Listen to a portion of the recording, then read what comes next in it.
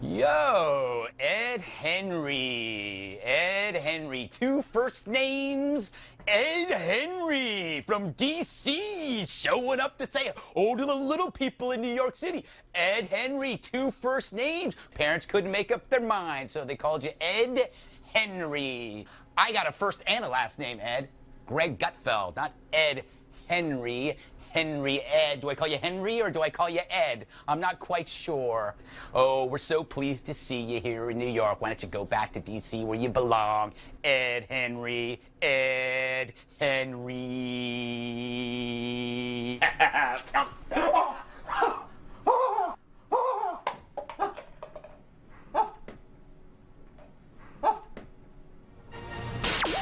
I don't know if that was such a great idea. The media hyped it too. Yeah. But he's been allowed by the mainstream media to get away with this. This is disrespectful to the American people, disrespectful to the Constitution. Just don't watch it before you eat dinner.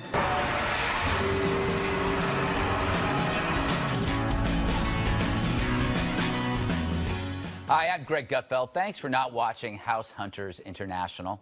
Tonight's topic, flags. Last week, outraged Terminators saw an opportunity to remove the Confederate flag from state capitals. The cascade of agreement was swift.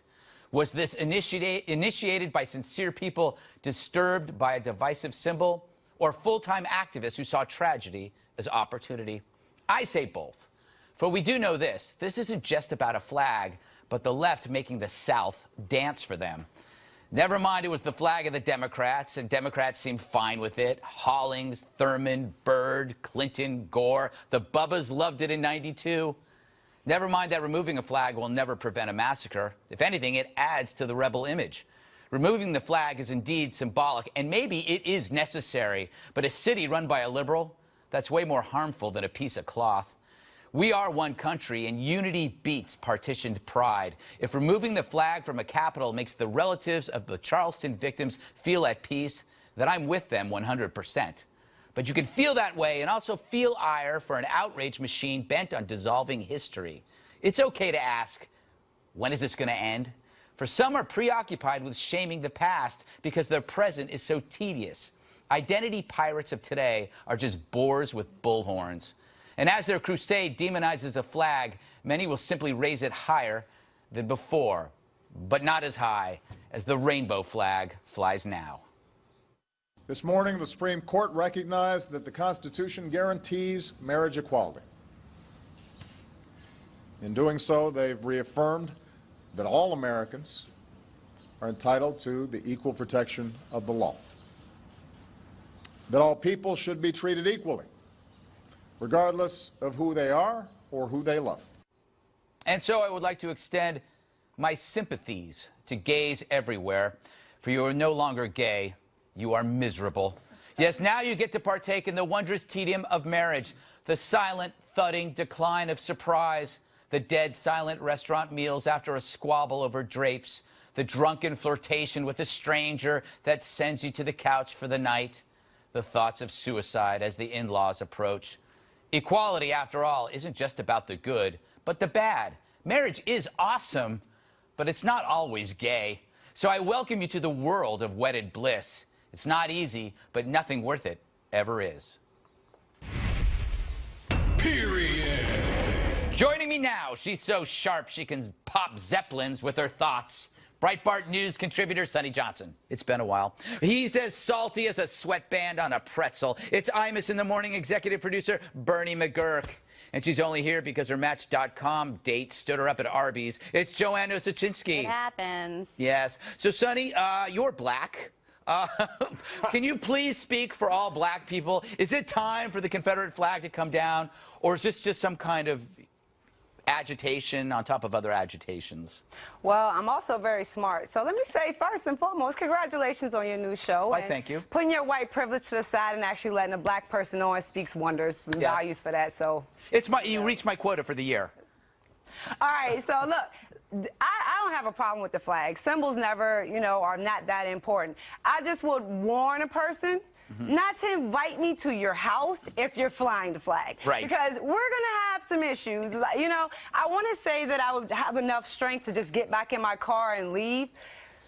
But come on, it's me. You know, I'm going to, like, cuss you out in front of your little kids, and we don't want that. So I'll just leave that out there. If you have the flag flying, probably not a good idea to invite me to your house. Okay. Well, that's what people can do. They can have it at their house and not invite Sunnie. Yes. That would work. But Bernie, there are other people who say that the flag doesn't represent slavery. It represents it's a battle flag.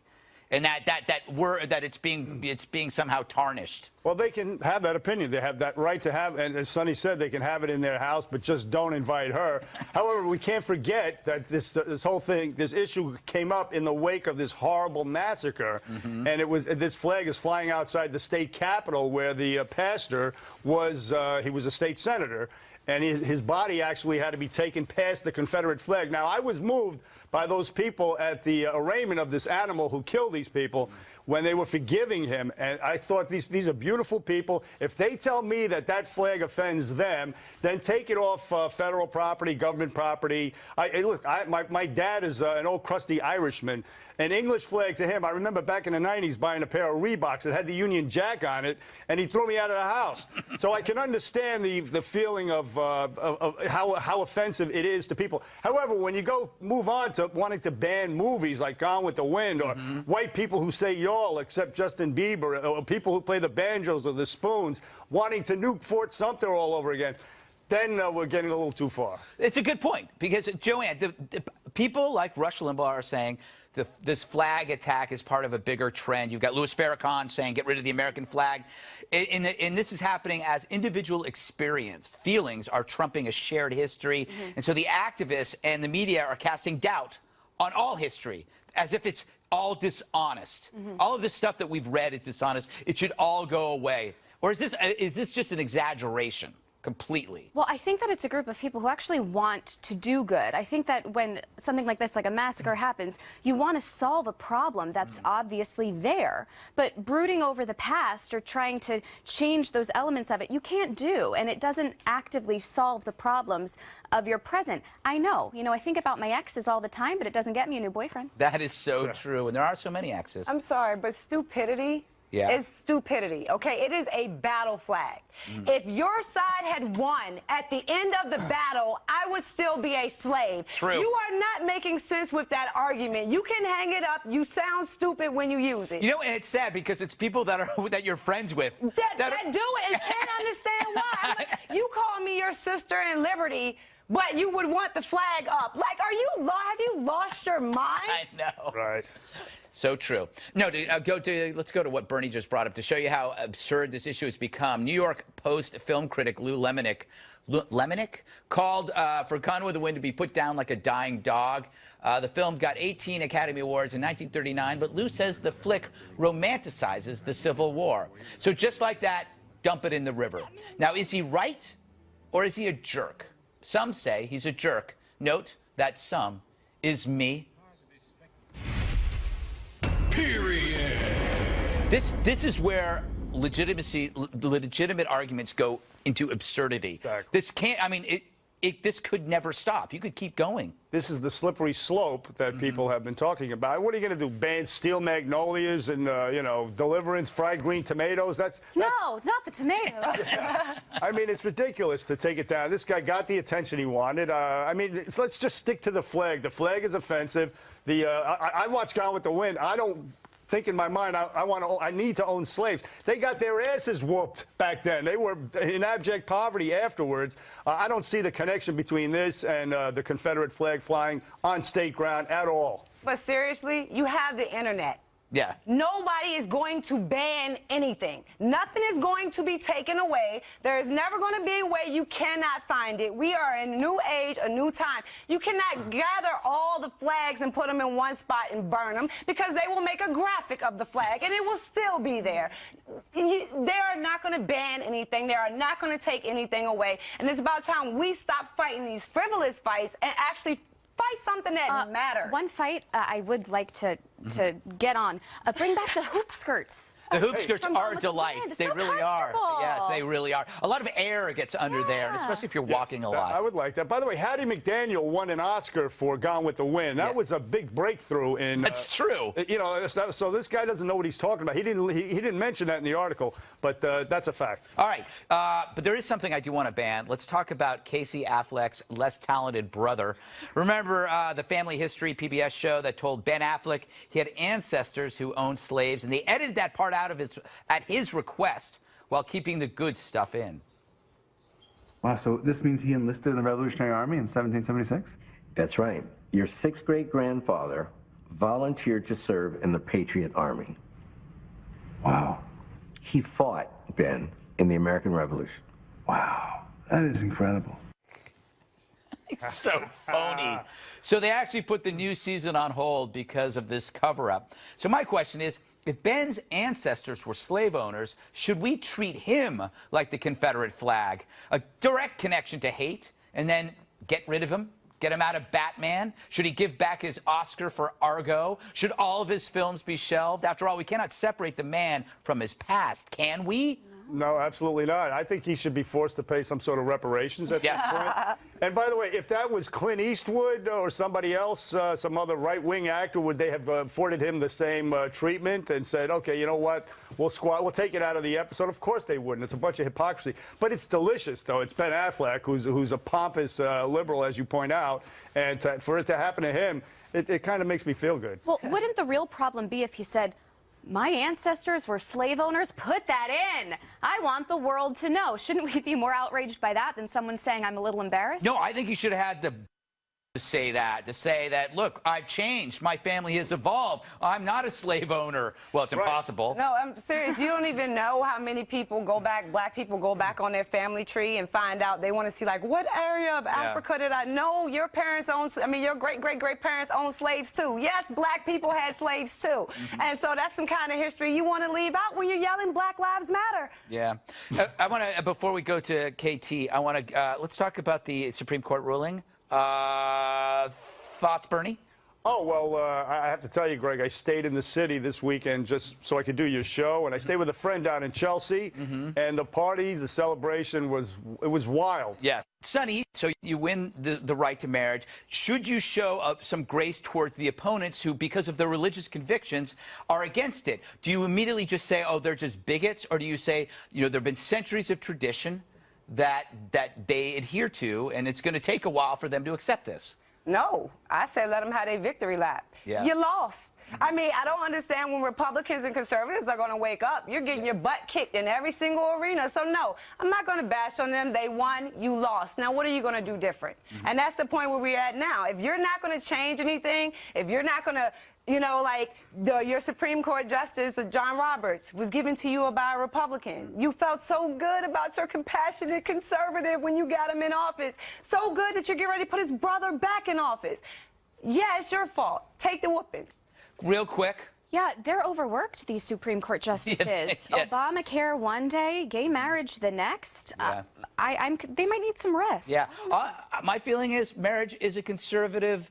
It's a conservative thing. It brings stability to your life. Conservative should be for marriage for everyone. All right, let's go to KT, our op-ed. She's very socially conscious. I wonder what she thinks. KT, how's it going? It's going all right. By the way, Gone with the Wind won 8 Academy Awards, not 18. Did I say 18? Yeah, All I right. understand why you might want to inflate the numbers to defend your slave movie. But, yeah, not right. Sorry. Oh, wow. You got me. Trying to keep things fair and balanced over here. So. Well, good. That's it? No, there's a lot more. I'm really, you know, ban Affleck, of course. Yeah. You know, if anyone's family's ever done anything wrong, we should ban them. Yeah, I agree. Ban them all. I agree. Well, that's good. All right. Thanks, KT. See you later. All right. Do we have anything? How's our liberal panel doing? I'm disgusted. Why are you disgusted? Where do I even begin? First of all, Gone with the Wind is Lord of the Rings for racists. It is. How so? Secondly, well, it's long. It's about a magical journey through war-torn fantasy land. Yes. Where black people were happy to be enslaved. Well, that was an interesting perspective from the liberal panel. Before we go to break, a quick update on the presidential field.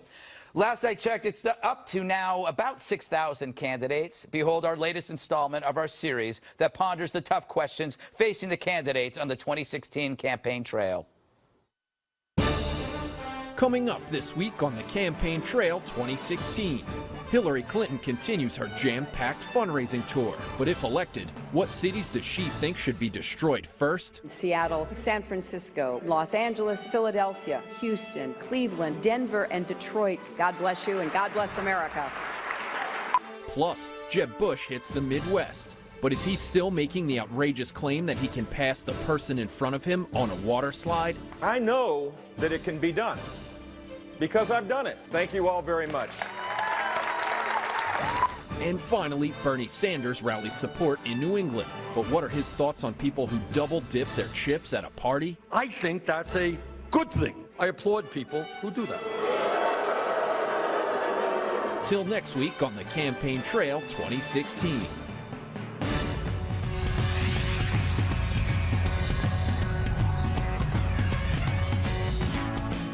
Warning, the following contains material which some may find offensive, so a trigger warning. That's trigger. Are we allowed to say that? Yes. Shh. They're here and they're feared. The now hated Protein World beach body ads just arrived in New York subways after they were banned in a place called England. Protein World is a supplement company. Its ad campaign asks, "Are you beach body ready?" next to a picture of that hot woman. As predicted, that sent feminists and activists into convulsions, and they petitioned to get the ads banned. Protein World, though, is not backing down. It's defending the ads. The posters in New York are already being vandalized, probably by some very angry ladies. Now, they claim these ads are designed to prey upon vulnerable women, which really is an insult to women who should be able to handle pictures of other women. But it's also an attack on science. Across all cultures, fit women are favored over unfit, and tall men are preferred over short. Does that fact harm my delicate psyche? No, it's science, and I'll prove it. Exhibit A. The first Magic Mike grossed $160 million worldwide. It's why they made Magic Mike XXL. And I don't hear men or women complaining about Channing Tatum. Exhibit B. Mr. Furley. He thought he was a ladies' man, and you thought that was hilarious. There's your science. I rest my case. But feminists deny science. They say society is somehow forcing us to like attractive bodies. But that logic makes flat earthers seem profound. Period. Yes. Joining me now, she's funnier than a rash shaped like the head of Lou Diamond Phillips. It's writer and comedian Bonnie McFarlane. Bonnie, do these ads make you feel insecure? Well, Greg, am I pronouncing that correctly? Yes. I get why you chose me to talk about this because I'm not too thin. I'm exactly perfect. Yes. And, you know, back in high school, you want to talk about fat. I was friends with somebody who was really fat. Yes. So Yeah. I can speak to this. I had to walk slow in the halls and whatnot. Yes. I get it.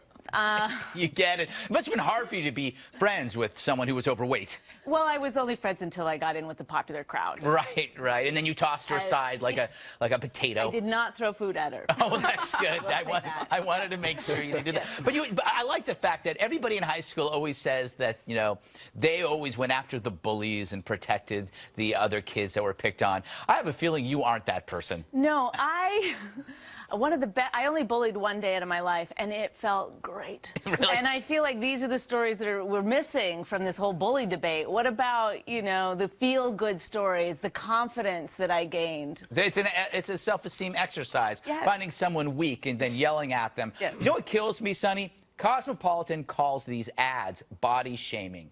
A magazine that exists on body shaming or basically making all women feel insecure. Well, I'm black, I have no boobs, no butt, and I'm very skinny. So in my case, I am the shame, you know, because they like having everything rounded in place, and I have none of it. So, you know, but all of this is just pre-Hillary stuff. You know, it's going to be hard to have these pictures up next to a Hillary sign, you know, because the women are going to be like, we kind of see the difference of what's going on here and identify with the hot one a lot more than the... other one. That's an interesting and surprising analysis I did not see coming. I like how she shoehorned politics into this. Joanne, you're average looking at best, and you won a beauty pageant on pure talent alone. Is it when they blame advertising, don't they have the equation reverse? It's human beings that create advertising. Advertising doesn't create. You're marketing to the consumer who's going to buy your product. They're doing something that they know is going to work. But as a feminist, I am really happy for this model. We're not thinking about this model. I applaud another woman for making her own money, for knowing what her talents are. Right. And using them to the best of her ability. She is a real woman because she's a living, breathing woman. Regardless of her shape, she is a real woman. And you either applaud her for her good work or you're mean.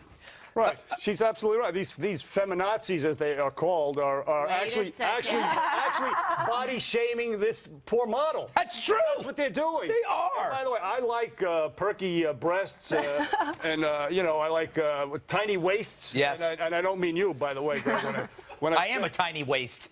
But listen. Look, when you go to the beach, you go for the scenery. You don't want to go there for, you're not going to whale watch. So let's put it that way. And look, What do you wear when you go to the beach? I'm just trying to envision it right now. I wear sweatpants and a hoodie. You have a great body. You're very thin, maybe a little too thin. You should get some protein shakes if you want to get body ready. But see what you're doing to me? But I think that you should wear. I think that you could totally do a Speedo or maybe a thong. Well, that's very nice of you. Very kind, very generous, and you should have your eyes checked. But listen, you know how stupid this has gotten, how crazy it is? Melissa McCarthy is on the cover of a bunch of magazines, and they're saying how good she looks, how much, because she lost all that weight. That in itself is body shaming people who haven't lost weight. If you look at it that way, to compliment somebody who lost weight, you're doing what these people are claiming you're doing. Exactly, because you're saying you weren't good before. The before picture is bad, but the after picture is better. It's hypocrisy at its finest. I want to go to our liberal panel. I'm assuming being a boring, flat surface with no curves whatsoever, are you often body shamed when you're around, like, curvy furniture? I'm a feminist, therefore better than you. Well, let me make this one point, Greg. You don't understand this. You can't body shame a conservative because you're already ashamed of your body. Wow. That's an interesting point. Absolutely. Look at all that gravy you people eat. Well, you know what? Maybe modesty isn't so bad. Look, I just don't think any of you could possibly understand this. Women should be free from advertising. Now, let me explain communism to you. Well, look at it this way. Feminism was a good thing until they decided to betray the biological realities and replace it with social construct, something you probably agree with. All I believe in is love and kindness, and everybody should feel good. Well, that's beautiful. I guess we should end on that note. Right? This wall knows what it's talking about. Capitalism loves a prostitute. But you know what this is? It's a wall trying to pick you up. I like that. I mean... Up next, Adam Carolla. But first, this week in TV history. This week, I watched one episode of Modern Family, one episode of Shark Tank, and 6 reruns of The Rockford Files off Netflix. It's amazing. I also tried to watch one episode of Celebrity Wife Swap, but I fell asleep because nothing happens till the end. This has been my week in TV history.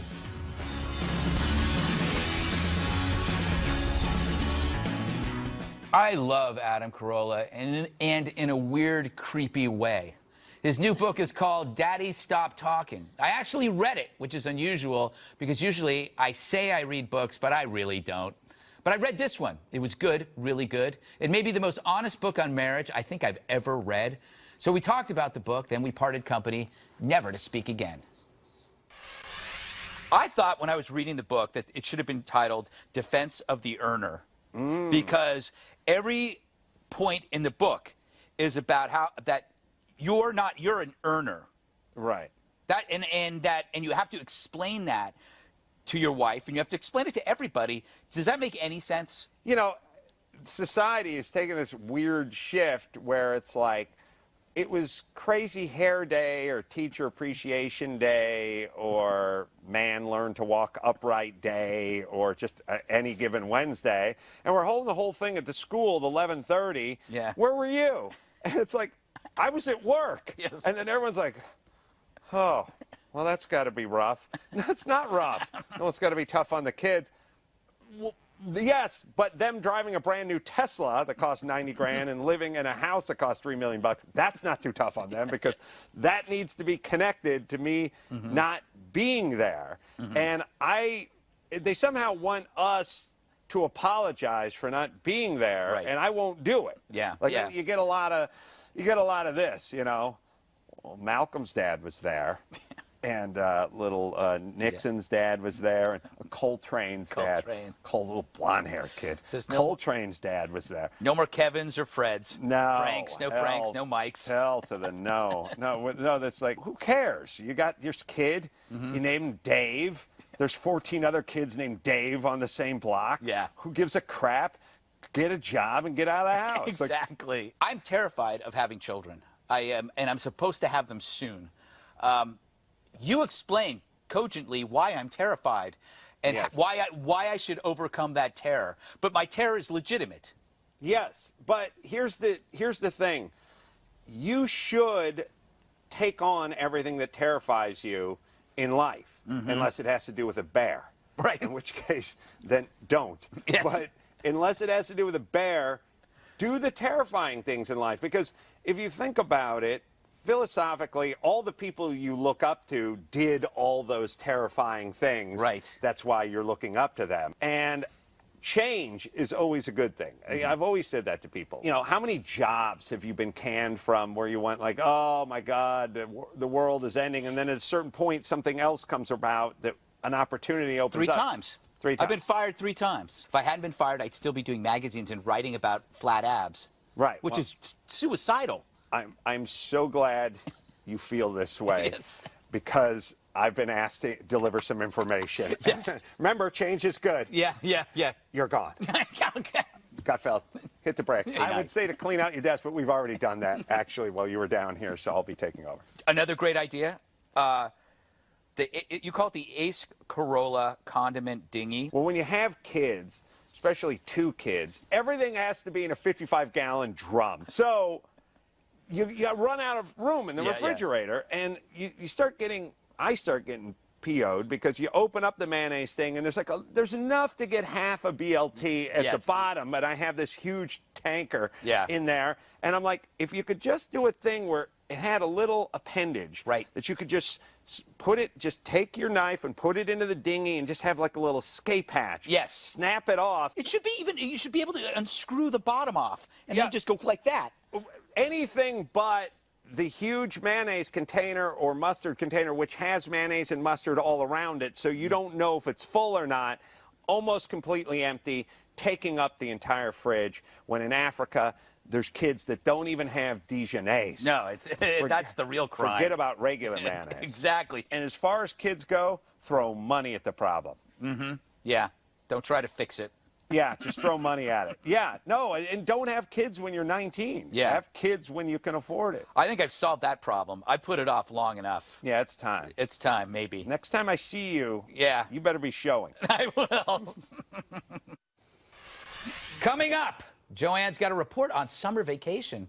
This is her last chance to get it right. If you leave now, you will not amount to anything in life. It's true.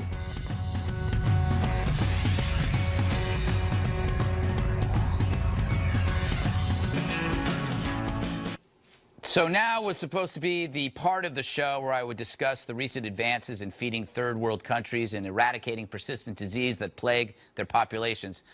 But Joanne wanted to talk about summer vacations. So here's Nosuchinsky with the report. Joanne? Smell that, Greg? No. It's summer. Wow. That's right. Time for barbecues, back sweat, and vacations. And the summer months are a great time to get away for some R&R. But, you know, a lot of Americans are not taking time off. That's right. Last year, 42% of Americans did not take any of their vacation days, losing out on 169 million, just kidding, days of paid time off. I get it. You know, there's that fear of being away, you know, the stress of having to leave your work to someone else, but really, there are a lot of benefits of going away, like Promotions. Really? Okay, yes. An Oxford economics analysis shows that vacations actually lead to promotions because you go away, you're a little more relaxed, you come back, you're refreshed with creative new ideas. And Greg, it's great for people, let's say, working as a TV host. Really? Getting away. Mm-hmm. You know, it can improve your show, maybe. Well, speaking of which, Wow. you know, did you do those charts? I have more. Oh, I know you do. Yeah. You did those your own. You know, we have a graphics department. Yeah, but I was always told to keep it simple, stupid. Okay. Vacations are also good for your health. Science says that those who vacation regularly are at a lower risk for heart disease. Wow. And Greg, the sun provides vitamin D and would give you a very nice glow if you ever went away. But then it also gives you skin cancer. Oh, no. Moderation, Greg. Moderation. Also, this is a great time economically to go away because gas prices are so low. In the first 4 months of this year, Americans traveled almost 990 billion miles. So now's a great time to take that cross-country road trip you've wanted to plan. That is, unless you don't want to contribute to carbon emissions or, Greg, if you don't have a driver's license, which you don't. But if you don't have to go away to get away. Really? Staycations I've never heard that are a great before. idea, Yes. and they save you money. That's right. With a Netflix subscription, a blender, and an oscillating fan, you can turn your apartment or home into an oasis. Wow. Also great about a staycation, you're not going to be attacked by a shark. Wow. Shark attacks seem to be on the rise, although that might just be the media scaring us. That's a shark? That is a shark's mouth about to bite you. Although the odds technically of being struck dead by lightning are greater than being bitten by a shark, if you're on your couch at a staycation, you for sure won't be bit. So all in all, Greg, I think you might want to invest in taking some time off. I checked, it's been 357 days since your last vacation, and I could hold down the fort if you need. Yes, I can tell by your excellent drawing capabilities. That was quite impressive. But we do have a graphics department, and you can just, all you have to do is you just have to write to them, and they'll do it for you. Oh, okay. Yeah. Yeah. No, I'm not saying it's bad. I like to take matters into my, own hands. You have to be more graphic, is what he's trying to say. Oh. Yes, that All would right, be good for ratings. But were they not good? No, they were good. They were good. Okay. I hate vacations. I think they're overrated. You always see pictures of people having a good time, but you can't see what's in their head. You can only see them walking to the beach or getting their luggage, but you don't know what's going on in there, and what's going on in there is a private hell. There's no fun in a vacation because right when you get there, you're thinking about leaving, and you're vulnerable because people hate you. Like, if you go to a foreign country, everybody wants to take advantage of you, and they hate you. You are sick, man. You are sick in the head. Do you not have, like, an ideal vacation? What? Somewhere you would love to go? You'd love to get away to? You know what I love? I love my apartment. And it's not a staycation. I don't like anybody. I like my apartment. I like to sit there and drink a bottle of wine alone. You know what? They are stressful. They're, I mean, nobody wants to fly. Nobody wants to drive unless you're flying first class to a nudist colony, so you don't have to pack. Yeah. Staycations are the way to go. You're absolutely right. But you're wrong about nudist colonies because everybody there is unattractive.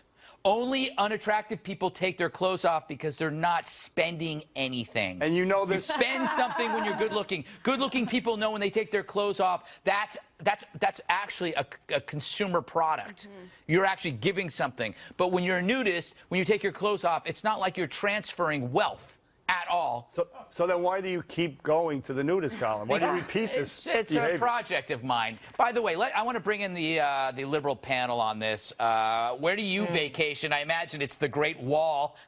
Work will not set you free, Greg. Look, I've got 3 words for you. Yes. Government subsidized vacations. 6 months out of the year, I should be paid by the government from the taxes of rich people so I can go sit on a beach and drink smoothies.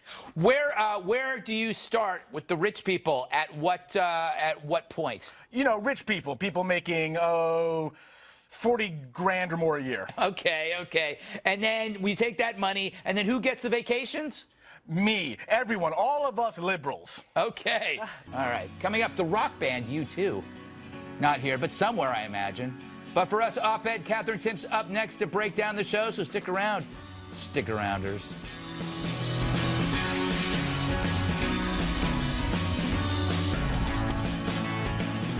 All right, let's see who offended Katherine Timpf the most. Obviously, it wasn't me because I'm the host. What do you got for us, KT? First of all, have any of you actually seen Gone with the Wind? All of it? I have. Yes, so several times. as a Wow, matter of you fact. guys got a lot of time. It's a long, That's right. long movie. Sunnie, on your body type, you're talking about your body type being really skinny. I got to tell you, I feel privilege. I feel you on that. privilege. I feel White you on privilege. that. No, hey, White I'm privilege. skinny too. I've been compared to looking like a Macaulay Culkin with glasses before because of my body type. Still But white privilege. It is. I acknowledge my white privilege, and I apologize for it every day on Twitter. That's nice. So that makes me a good person or a better person. But I'm actually, I have a problem more with the people that had a problem with this ad because that's shaming her for doing her job. She's a model, so it's her job to be hot, right? That would be like shaming Bonnie for being funny or shaming Greg for thinking of mean things to say about Obama, no matter what he does, right? It's his job. Were you watching the show? That's exactly the point I made. Yeah. Well, you also said that you like women with perky breasts. That's right.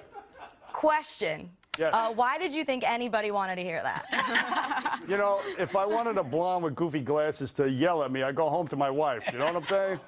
That's not answering the question. I'm not Did you trying think to your answer the wife question. wanted to hear that? I am ignoring the question. Did you think your wife wanted to hear that either?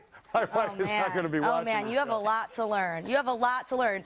I am very, very, very wise. You just haven't been around long enough to know how things work. I'm just a newbie. Greg, also, Yes. you said trigger warning. I want you to know that that's offensive. Why? Because it's triggering. Triggers are on guns, which are horrible and unsafe and racist. Should we then have a pre-trigger warning? You keep saying it, okay? How about content warning or disturbing warning, or how about anything? But you and your guns, okay? You guys and all your guns. It's ridiculous. And Joanne, your vacation thing, great idea. Everyone should take a vacation. So are you saying that we should raise the minimum wage to $57 an hour? I don't think it wasn't on my chart, so no. I think $57 an hour is fair. Maybe for some people. If you have a really awful job. What do you think some people? Do you mean white people? Oh no, I don't like this. Yeah, well, that's, people don't like to acknowledge their privilege, but that's fine. And Bonnie, did you actually call this friend of yours fat to her face? That was part of her name. Her name was fat? Oh, I don't know. Honesty is okay, but also lies, they're the foundation of a lot of friendships, especially female-to-female friendships. I wasn't listening. Yeah, okay. Well, you know what? That's fine. People never like to listen to the truth. Wow, another devastating critique of my guests. I, however, came out looking pretty good. As always. Yes. With your man boobs. My man boobs. Wasn't that what he said? That was completely unnecessary. I've been working out, Bonnie. Those are not man boobs. Those are pecs. I was actually just referencing what this gentleman said. All right. I never said anything like that. These are terrible people. We got to take a break, but first, what are our guests leaving with tonight, Hector? Tonight's guests will receive a free luxury bindle. Running away from home has never been so easy and convenient. Tired of taking flack from people who just don't get it, man? Then don't. Just pack your things, walk away stress-free with a luxury bindle. You're welcome, guests.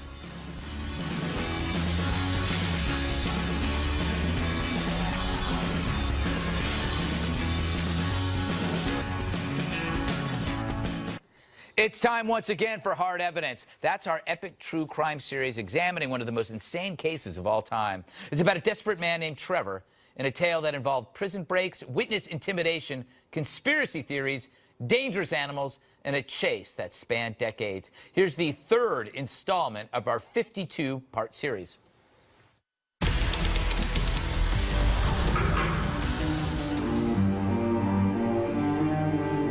October 31st, 2014. Students from Trevor's former ceramics class make a field trip to Alcatraz. While touring the prison's infamous solitary confinement unit, a gruesome discovery is made. One witness recalls exactly what she saw. His hair was brownish, blackish, dirty blonde, red. I don't know, you pick. Was it an inmate still being held after 51 years, or was this Trevor's secret hideout? Later that night, a daring escape. But did the weather cost him his life? If it was raining out that night, there's no way he could have escaped Alcatraz. And if it wasn't raining, still no way. But days later, Trevor is reportedly photographed in the crowd at a mysterious parade, led by a giant evil seal. You know, people wonder, how did he get past security? But come on, this is a guy that escaped from the Rock and survived. Had Trevor succeeded where others had famously failed, or did he perish in the icy waters of the bay? That's some gripping stuff. Thanks to Bonnie McFarlane, Sunnie Johnson, Bernie McGuirk, Ed Henry, Joanne, Katherine, and of course the Liberal panel. I'm Greg Gutfeld. See you next time. Bye. Ed Henry. I can't look at me. Okay. You make me sick. Who gets bullied when they're by a 50-year-old? Nice. The only one you got.